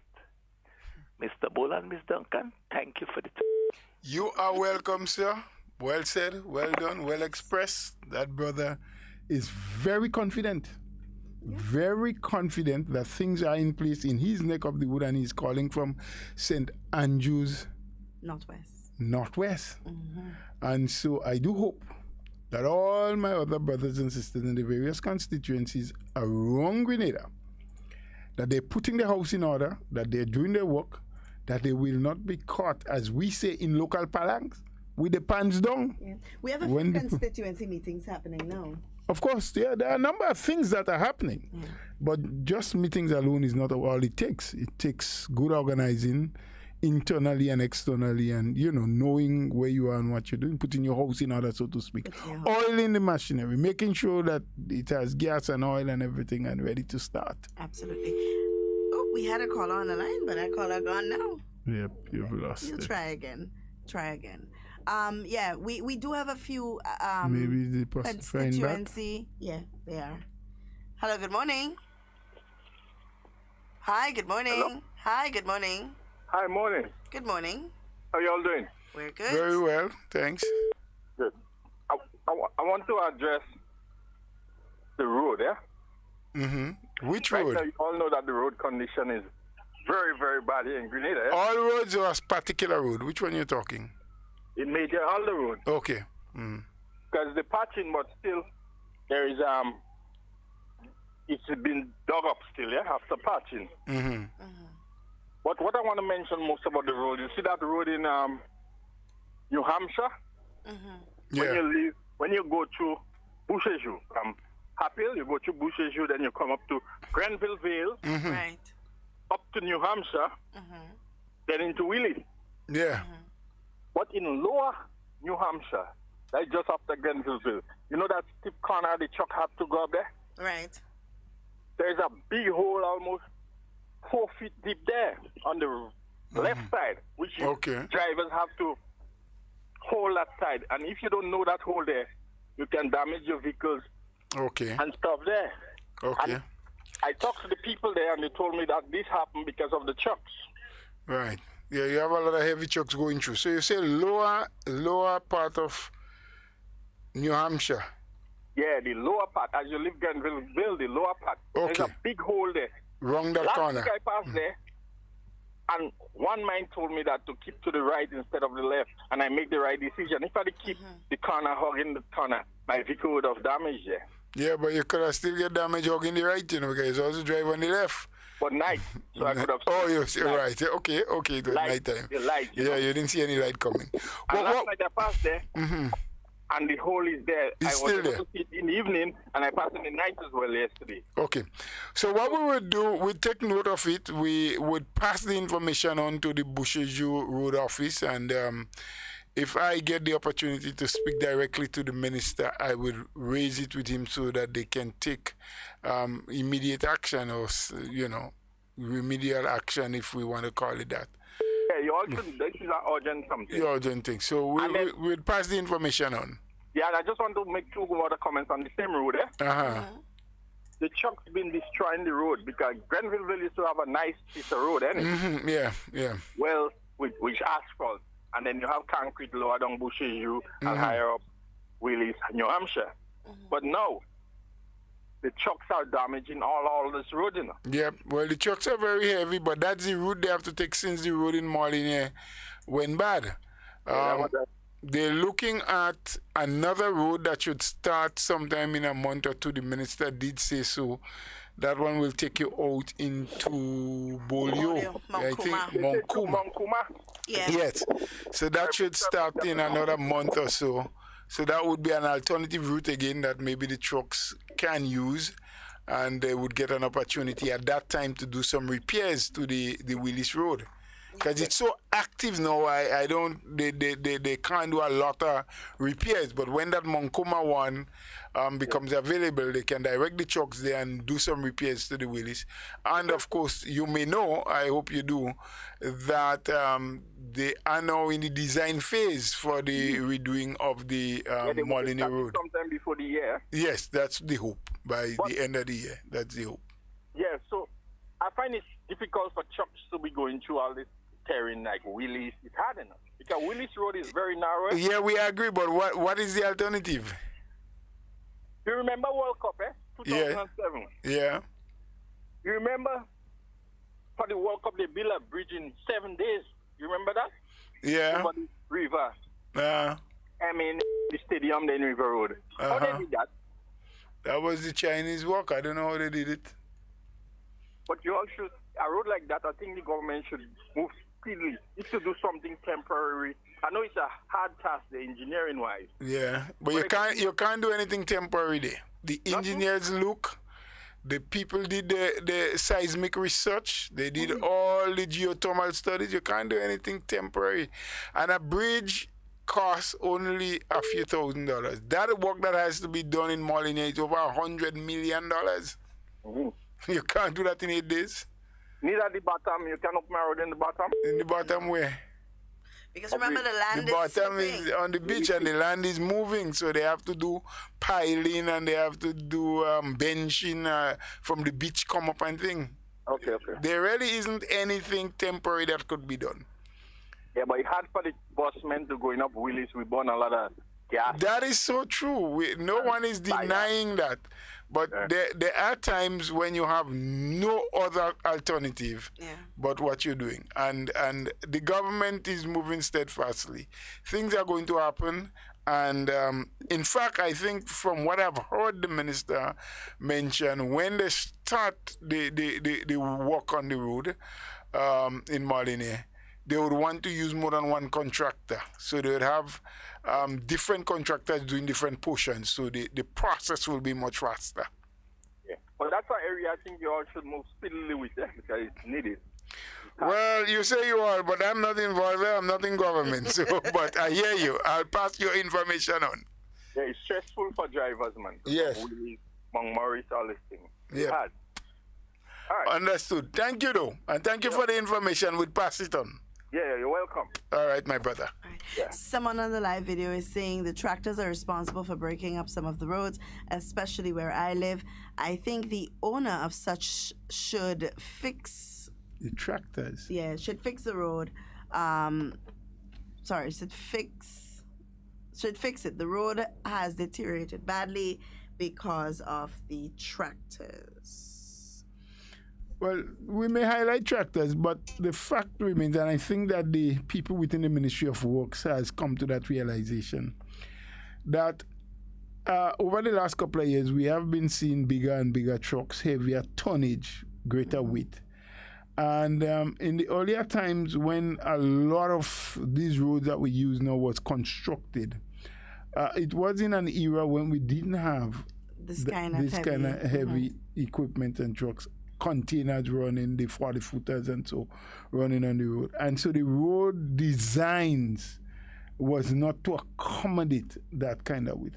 That is why some years ago, this same government, the NNP government, moved into the replacement of a number of bridges island-wide, roads and bridges project, because a lot of the bridges was too narrow and could not take the weight of some of these trucks.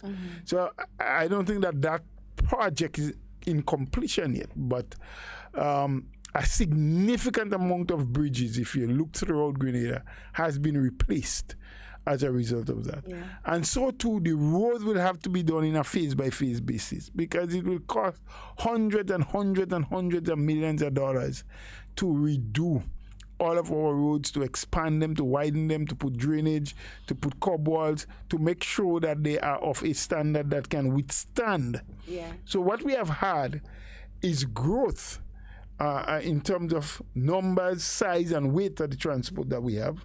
I mean, even the lighter ones, cars and so, almost every household, not everyone, but almost in Grenada has a vehicle in their yard or two. So the consistency in which vehicles run on the road now is much greater than it was 20 years ago, 10 years ago.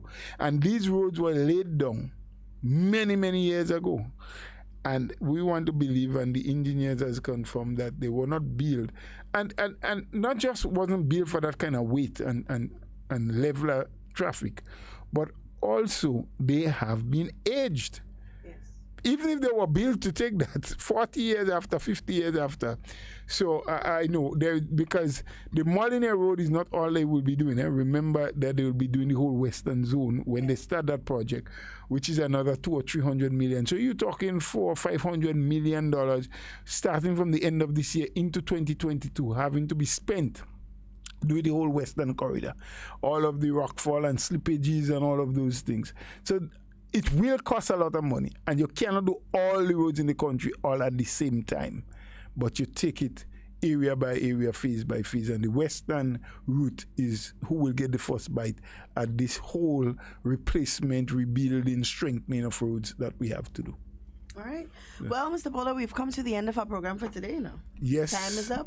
Time is on us. And sometimes, someone says time flies when you're having fun. We were doing good things. I don't think we were having fun. We were trying to pass information and so.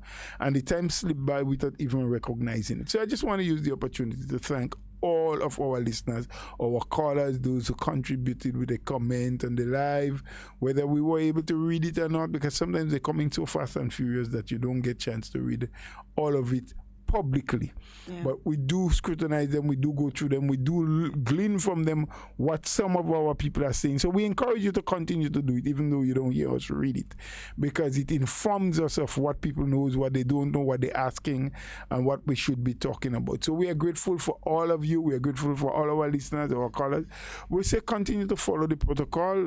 Don't believe that because we have no active case and we have not had in the last couple of weeks that we are totally safe. We are not out of the woods, like we say, and we have always said it here. We have a very porous border. It's very easy for people to slip in, and they have been trying, they have been doing. Thank God that we have some people in Grenada that care about our Grenadian public. They report those incidents when they see and when they know about it. And the police officers of this country is always on the ball. They get information, they move to try to protect us. We must continue to help protect them and protect ourselves.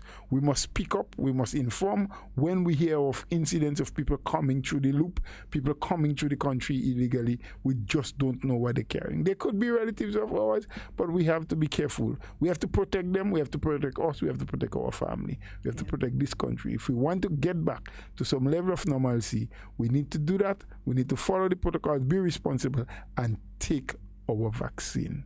Yep. Thank you. All right, guys, we've come to the end of our program for today. As we say here every day, in whatever you say and whatever you do, be safe and be secure. We always want to be talking with you. We do not ever want to be talking about you. So please do enjoy the remainder of your day and stay tuned for the National Report. It has been a pleasure, guys.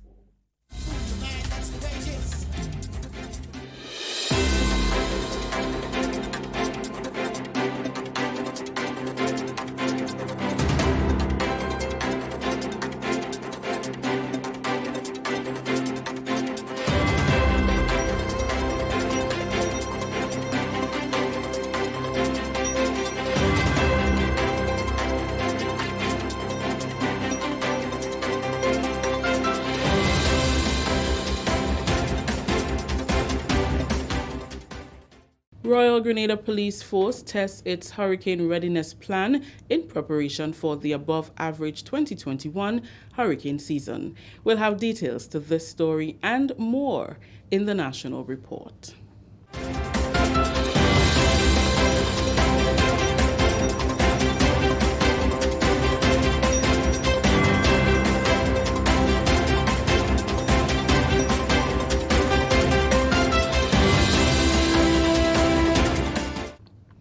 With the details to the news for Friday, June 11th, I am Rikisha St. Louis.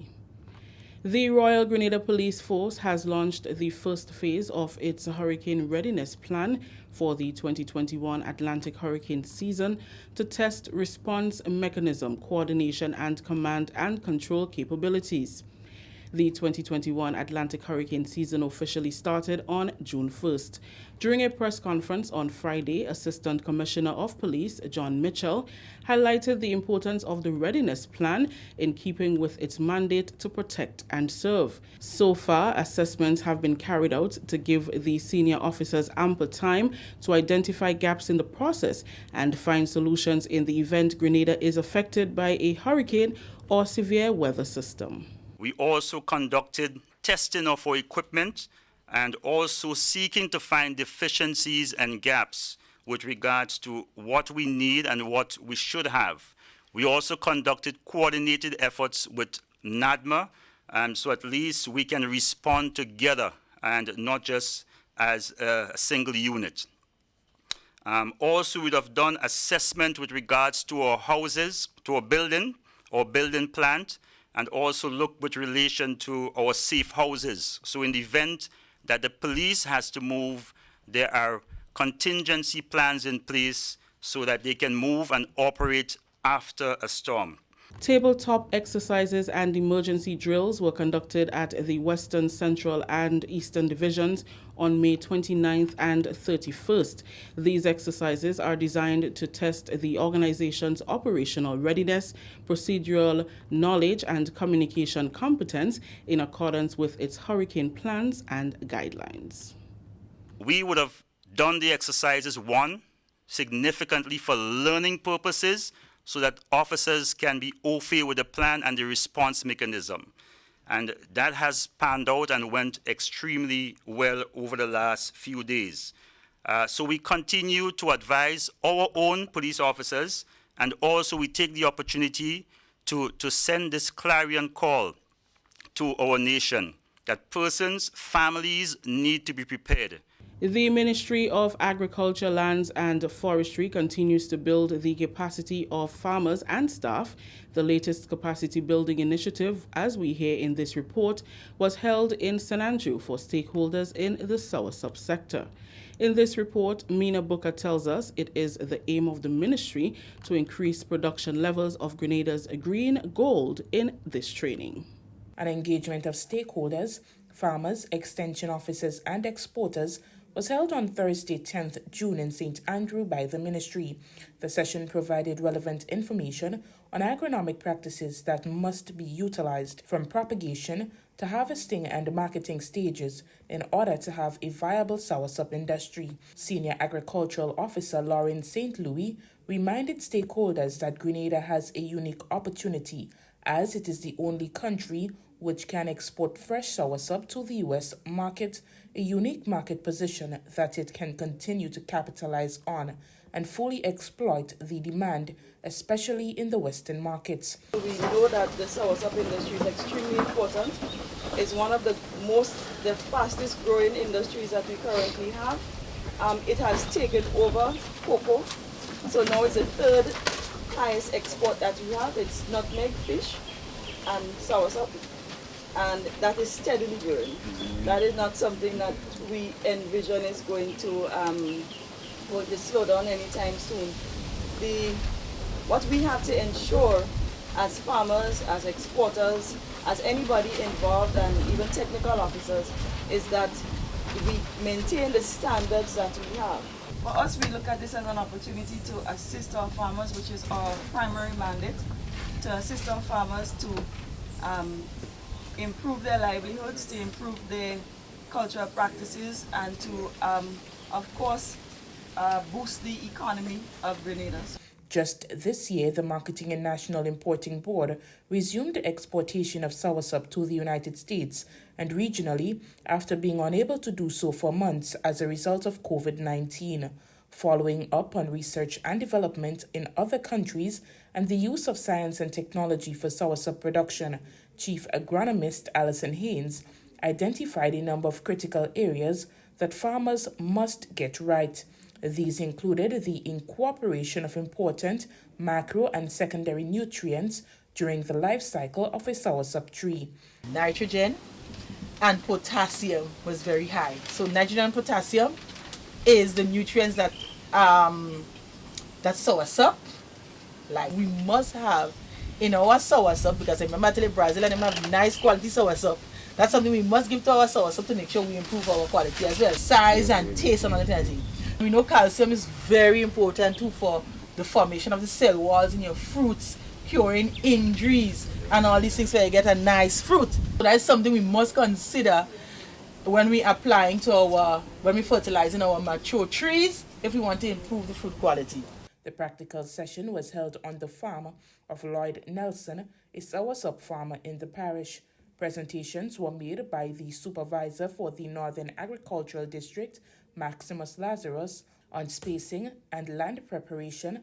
Alison Haynes, Chief Agronomist and Manager of the Marable Propagation Station, on fertilization, Senior Agricultural Officer Lauren St. Louis, and Francis Noel on pest and disease management. The ministry is hopeful that the practical demonstrations made to stakeholders during the training will be implemented in the various phases of soursop production to increase production levels and increase quality of the fruit that will help the country to maintain the current market demands. For the Ministry of Agriculture, I am Mina Booker. Thank you, Mina. Continuing the news, the Ministry of Education has received a donation of supplies to assist in keeping schools COVID-19 free and safe during the pandemic. Ambassador Extraordinary and Plenipotentiary of Grenada to the United States of America and Permanent Representative of Grenada to the Organization of American States, Her Excellency Yolande Smith, made the presentation of sanitizers and thermometers to the ministry recently. I am just so happy that we're able to contribute to what the Ministry of Education is doing. Members of the diaspora always look for opportunities to help. And what the embassy did this time around for independence is to partner with diaspora organizations and a homegrown medical supplies company, Scott's Medical, in Miami to get touchless thermometers and hand sanitizers to supplement what the ministry is doing for schools in Grenada.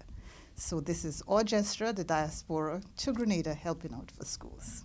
Permanent Secretary in the Ministry of Education, Norman Gilbert, thanked Smith and the diaspora for the generous gesture. On behalf of the Ministry of Education, Human Resource Development, Religious Affairs and Information, I would like to express our sincere gratitude to Ambassador and the members of the diaspora, as well as our donor company, for being able to support the ministry's initiative in ensuring that we have an environment that is safe amidst all of the protocols that are required as part of the COVID-19 situation that we have. Our nation's schools are obviously in dire need of supplies like these, as we have to consistently be providing these opportunities so that they are able to sanitize effectively. And so we are very happy that you are able to receive those items on behalf of the ministry once again, and we look forward to continuing collaboration and to continue to work with you where we can be able to benefit the young people who we are basically serving as part of our responsibility. This is the National Report. The news will continue after the break. The house was shaking. Then said the story here, babe. Crack, and the roof had gone. Man, I was so scared, I nearly wet myself. Only those who have lived it can truly understand the devastating fury of a hurricane's wind. The house across the road just get up and roll over. Hurricane force wind. It's a hazard. Hazards. Take control. Reduce your loss. You can hurricane-proof your home. For example, make your roof more wind-resistant by using screws instead of nails in its construction. Find out more about hurricane force winds and other hazards at your local disaster office. A message from the National Disaster Management Agency and SEDERA. Welcome back. The Royal Grenada Police Force has requested help from neighboring islands to find 38-year-old Lyndon Alexander, who is reported missing at sea off the coast of Petit Martinique. Assistant Commissioner of Police John Mitchell says Alexander left the Petit Martinique jetty on Monday in a dinghy in pursuit of another boat. ACP Mitchell said the Coast Guard and other vessels have since been deployed, conducting searches 20 to 25 nautical miles between the south and west corridors of Carriacou, but to no avail. We are unable to recover him. It is very crucial and important to know that the Royal Grenada Police Force would have initiated some significant responses. One of them being Coast Guard would have been that very night. Grenada Coast Guard would have initiated searches and coordinated efforts with a number of other vessels from Petit Martinique and the Carriacou. Despite the seas being very rough and choppy and very windy, the searches continued from around 9 o'clock the night until around 2 o'clock the morning. The Royal Grenada Police Force has requested assistance from Trinidad and Tobago and Martinique to patrol the waters in search of Alexander. Searches is still ongoing with regard to other vessels within the vicinity, taking into consideration the process, the procedure and systems that are in place in terms of once a SOS is sent out, both maritime and aviation assets is also in part of assisting in that search. Once our resources here cannot or we are unable to conduct all the searches, we have contacted Trinidad and Tobago, which is responsible, the Coast Guard unit for the southern hemisphere of the Caribbean Sea. Also, we have contacted Martinique, who is responsible for the northern section, and they are assisting us with regard to search. He said senior officers are in constant communication with the family, giving updates on the search as they are made available.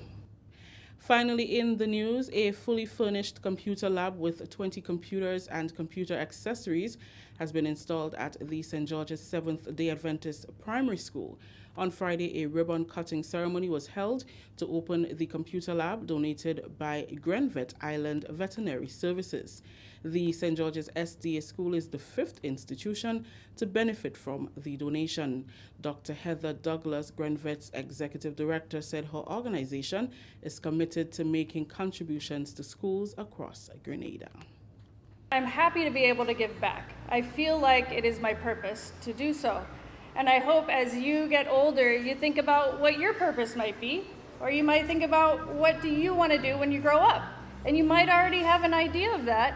And now you can use the computers to see what that might be and look into it. And maybe it's not what you want to do, but you'll be able to figure it all out. So I really appreciate all of the support from Grenada and giving back and allowing you to progress through your education. I wish my father could be here. I haven't seen him in almost 2 years because of COVID, and that slowed down the introduction of the computer lab. But we were able to ship them down, and the staff here, you are able to make that happen and get them installed. Principal Jacqueline Noel said the staff and students are grateful for the donation. This is an invaluable gift, the computers and the accessories, and it has come at a most timely and welcomed time.